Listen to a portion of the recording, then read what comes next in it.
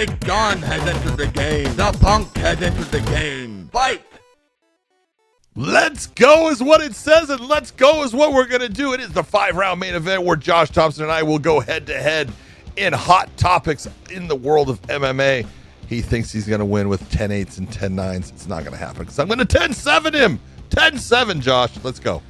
John, I will be the first one to ever 10-6 someone today. That's what I want to do to you. I will be the first guy. That would be the first. Someone. Yes. That's one thing I've never seen in MMA, a 10-6. It's going to happen to you right now. All right, let's go. Let's I want to go. see it. I want to see it. All right, well, let's get into round number 1 here, and we have a big fight coming up in September. Nate Diaz versus Khamzat Chimaev, and Dana White came out and said that for news of the week, that the winner of this fight will likely get the next title shot. Let's hear your thoughts. Round 1. Fight! Very simply put, I think Dana is telling the truth that if Mr. Chimaev can get a win against Nathan Diaz, he will get the next title shot, whoever comes out on top with Leon Edwards and Kamaru Usman. If, however, Nate Diaz gets a win against Mr. Chimaev, I don't think you're going to be seeing any title shots handed out. I don't think there's going to be any kind of thing like that because, let's be honest, he's not going to be under contract. He can go and do the boxing he wants, and Nate's all about Benjamins. He's not about titles. It just lets you know that Dana's already expecting Chimaev to win. That's all. He's already just counting the Benjamins himself, going, look, I'm expecting Chimaev to win this fight. Nate's going to be gone. Got a lot of love for him. He's made me a lot of money. He's going to carry on into his next chapter. I'm going to ride this young pony, Chimaev, all the way into the finals of making a lot of money. The question is, who will that young pony be fighting? Will he be fighting Leon Edwards, or will he be fighting Usman, or will Usman go up in weight class and we will see a Colby Covington and Chimaev fight for a vacant title? There's a lot to be said here, but I'm simply saying I don't think you're going to see Nate Diaz in a title shot. Time's up. Another 10 round by Josh Thompson. 10-9 round. Boom! That was a good round. You got to give credit where credit's due. That was a good round. All right. Round 2 is comment of the week. And comment of the week this week comes from Mike Perry, who's fighting MVP. So I'm going to read a comment off to you, and then we'll start the round here and get your thoughts on this with the timer. So Mike Perry says, people talk shit about me because that old man came at me and I swatted his ass. I swatted a few people in these streets. These hands is bisexual, motherfucker. Anybody can get it. Any gender, anybody can get this shit at any given time because I don't trust nobody. If anybody gets too close to me, it's going down like that. Round 2. Fight! Boom! John, that's one of the greatest fucking quotes ever. That's so awesome. His I love hands are that. bisexual, motherfucker. I love it. Hey, one thing you can say, one thing that everyone can say about Mike Perry. When he's in that fight, he's in that cage or that ring, whatever it is, he's a fighter. And he is a fighter to the core. And I got nothing against him. I wish him nothing but the best. I want to see him succeed in life. I want to see him do all the good things for him to make as much money as he can while in this short period of time for him. I give him nothing but blessings, man. I enjoy watching him fight. I continue to want to watch him fight. That's it, man. Got nothing but love. Yeah, absolutely. He is a fighter. The guy will, it's not that he doesn't have knowledge of saying, this is going to be a tough one, but he's going to step in there and he's going to throw down because that's who he is. He's got a big fight coming up in the bare knuckles against Michael Page. Speed is going to be a problem for him, but like Mike Perry is going to try to just march him down. As he said, I'm going to break his hands on my forehead. We're going to see if that happens. But if there's a guy that would try to make that happen, it is my man, the platinum one, Michael Perry. Like you said, nothing but love. I love the line. His hands are bisexual, and that's all you need to know, baby. That fight's this weekend. That fight is this weekend. It is. Let me introduce you to my hands, Mr. Bi and Sexual. Should be fun. Next. All right, next we got round number 3, and we're bringing back Taylor the Tape because it was such a hit with the fans. So Taylor the Tape is making its return, and I hope you guys are ready because Mr. Josh Thompson gets Nate Diaz, and Mr. John McCarthy that's gets not right, but okay. he created this thing for you because man. you were getting smashed so much in every game we ever played. You've never That smashed is why. anything. The easiest Okay, thing. powder Well, it's puff hitter. My God. All right, so let's roll into round number 3, and then we'll start the guessing after I start this round. Round All right. 3. Fight. So let's start with Josh for Nate Diaz. What do you have for an age? Oh man, I couldn't begin to tell I know you. it. But I'm gonna say 34. Okay, Nope. John for Khamzat Chimaev. Chimaev, I'm going 29. Damn, Okay, he let's is. play this I and knew, see. I knew Chimaev's. Both wrong. Oh, he's 28. shit. I thought he was 29. I knew Nate's. I knew Nate's Nate's. 37. Yeah, I knew Nate's. I thought he was only 34. No, I think he just turned 37. he just Did did he? turn 37. Damn it. Yeah. All right. I Let's thought get this- Chimaev was 29. Damn it. Josh, let's get a guess for height for Nate Diaz. 6'2". John 6'2". Chimaev. You're guys guessing 6'2" for Chimaev. 6'2", Okay. 6'2". Let's see what we got here. Oh, What? John was right. Oh, baby. Nate What? stands at 6 foot.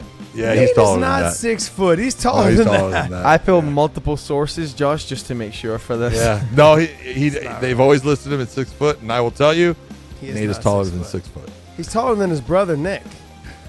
All right, Josh, what do you have for reach for Nate Diaz? It doesn't even matter. This game is rigged. Fuck this game. Oh, I feel like I'm in the Damn. 2020. I feel like I'm in the 2020 election right now. Jesus. Damn. Fucking All right, give us a podcast guess for your Dave and reach. John are still in this. They're still in this from me. All right. How many inches?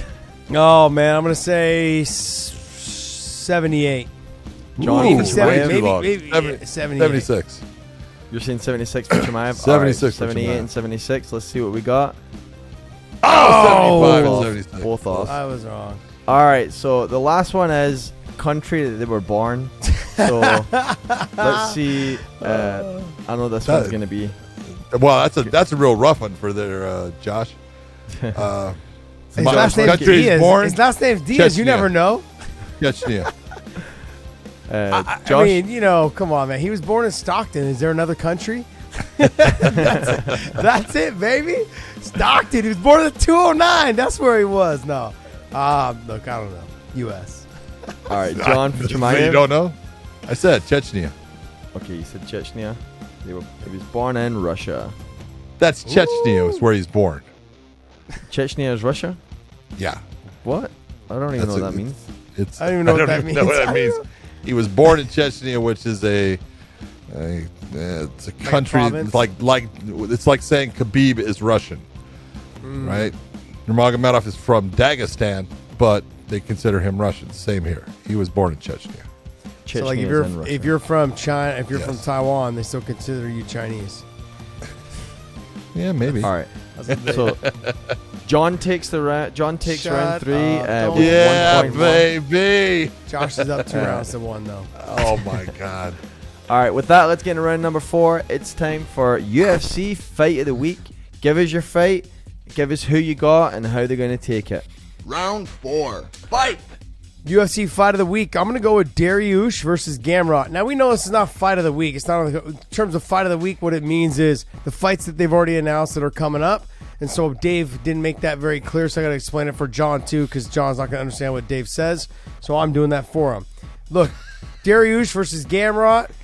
I think Gamrot's going to be able to take him down, grind him out. But is this a 5-round fight? That's what I want to know. I don't think it is.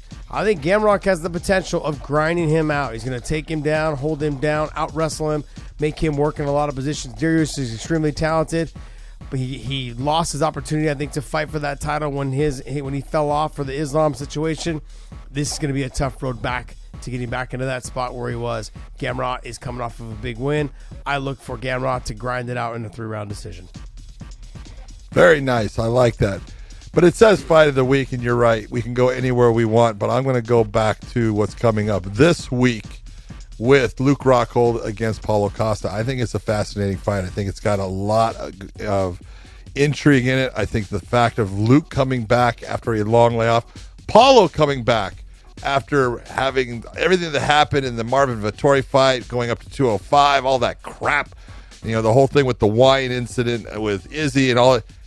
I think he's back. I think he is the guy that is physically a monster out there. But I think he is matched up against a guy who, technique-wise, is every bit as good. The question with Luke Rockhold is Luke able to take a shot anymore? That's the real question, and that's the one that I'm going to have to just gamble on and say, I think Luke is. I think he is back. I believe in his ground game, and I think if Luke is smart enough to get the fight to the ground, use his kicks, use his hands when he has to get into that takedown, get the fight to the ground, I think that Luke Rockhold walks away with a win against Paulo Costa, and I'm calling it by stoppage in the third. All right. Nice. With that, let's get I'm not going to say shit. Thank you. I like that. That's my boy. All right, next. It's time for the fifth and final round, and we're going to do Bellator fight of the week this time. So just to confirm, that's any fight that is announced, doesn't matter when it is, a fight, your pick this week. Let's hear who you got and how they're going to do it. Round 5. Fight! I talked about him on our main show, and I'm going to continue to talk about him because of the way he came into the sport, and that's Aaron fucking Pico. Okay, he's fighting Jeremy Kennedy. He's a tough fight. Stylistically, he's a tough fight for anybody in that division. But I think Aaron Pico has all the pedigrees to beat him. Not just the wrestling, the boxing, but the way that he's transitioning so well from his wrestling to his submission game, back up to the feet in the scrambles and letting the hands go. He's fighting very smart these days. Jackson Winks has done a great job with him and progressing him. Now, the other thing that I've noticed, he's posted a lot of pictures lately of him training with Tony Ferguson. You may get a little wild style out of him. You may see something different from him that he picks up. Aaron Pico is a sponge. We may see something a little crazy out of him because he's been training with Tony Ferguson. I love this matchup between the two of them in terms of you've got Tony Ferguson who can show him all the crazy stuff. You got Aaron Pico that may be able to settle him down and get him into learning the techniques and slowing things down and fighting a little bit more defensively as well. But the Jeremy Kennedy fight and him, stylistically, I think this can be a fun fight. Jeremy Kennedy's going to have to sprawl and ball, keep this thing on the feet, but can he withstand the power of Aaron Pico? That's going to be the question. Good fight to pick. I'm going to go with the guy that we talked about on the show also that was complaining about not having a ton of fights when he's actually fought quite a few times. Juan Archuleta going against that crazy-ass man with the gas tank from hell, Mr. Barzola, Enrique Barzola. I love that guy. I love the way that he fights. He did lose his last fight against Magomed Magomedov, but man, he was in on that fight. And so I look at this as you got the Spaniard in Juan Archuleta against the, I don't know if I should say Inca warrior or Aztec warrior, but a guy that's got lungs as big as his body in Barzola, who just brings it and keeps coming. I think it's going to be a fantastic fight. I really think it's a matter of who can push the pace on the other, and they both push the pace a lot. Juan's more in and out. Barzola is more into the grind all the time. I can't tell you who's going to win. I just know it's going to be a fantastic fight. I can't see how this fight's not exciting. Two guys with the conditioning, the cardio. It's going to come down to who can press whose cardio the most and who's got the better chin. Let's be honest. It's going to be a fun fight. That's going to be a great fight. Good point. Good choice there, John. Thank you. Yeah, I'll give you a little credit. Not enough credit to win the round, but I'll give you a little credit. Hey, guys, I want to thank you guys so much for listening to the 5-round main event. Make sure you hit down in the comments who won this competition, which was obviously me. So no need. Just put Thompson down below over and over and over again. We understand. Thank you guys so much. And John, take us away. Josh just said the right thing. Take a look at McCarthy, put him here, put Thompson down below, and you will get it right. Thank you for tuning in and listening, and we will see you.